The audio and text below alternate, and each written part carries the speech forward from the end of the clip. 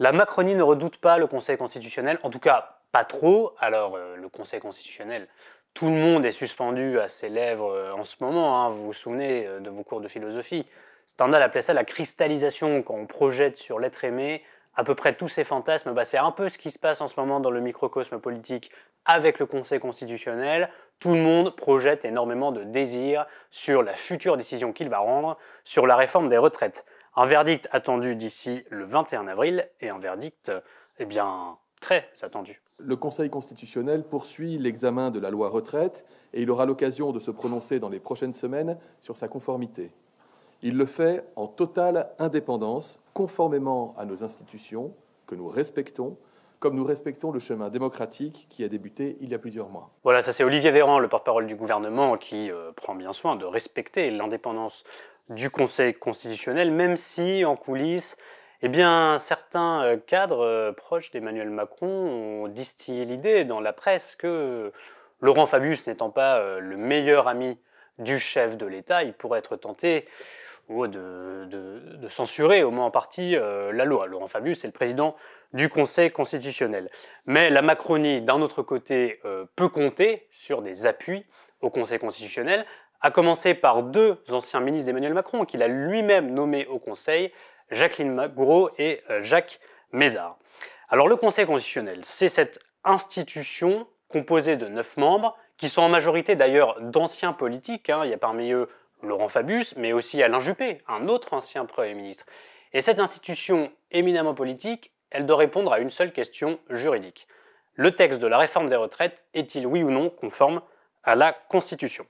Alors sur les arguments employés, les opposants se focalisent beaucoup sur la méthode employée par le gouvernement pour faire passer cette réforme, c'est-à-dire le recours à l'article 47.1 de la Constitution, qui prévoit un projet de loi de financement de la sécurité sociale rectificatif, autrement dit un budget de la Sécu pour l'année à venir. Et en plus de ça, ce véhicule qui permet une procédure accélérée, il y a également le recours au fameux 49.3. Résumé, le gouvernement est accusé, en ayant recours à plusieurs outils pour accélérer les débats, d'avoir porté atteinte à la clarté et à la sincérité des débats, qui sont justement des principes qui ont été consacrés par le Conseil constitutionnel. Est-ce que ça veut dire que les fameux sages vont censurer la loi ? Rien n'est moins sûr, parce que ce serait une première si le Conseil constitutionnel venait à censurer un projet de loi sur ce motif. C'est vrai que le gouvernement a beaucoup tiré sur le droit, a beaucoup activé des outils pour accélérer les débats, mais après tout, ces outils, ils sont à sa disposition et ils sont inscrits dans la Constitution.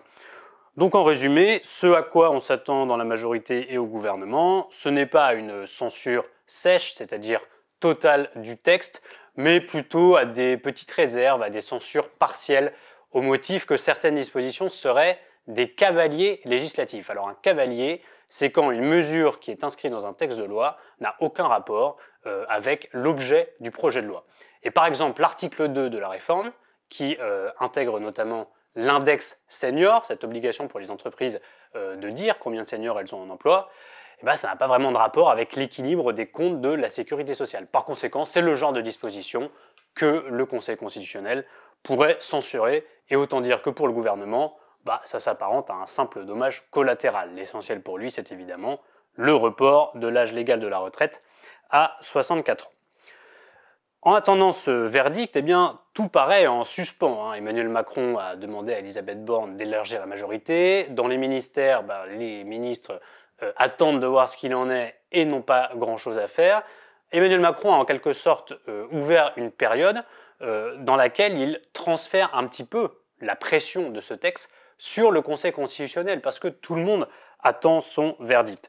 C'est dire si, derrière sa façade très juridique, le Conseil va jouer un rôle essentiellement politique.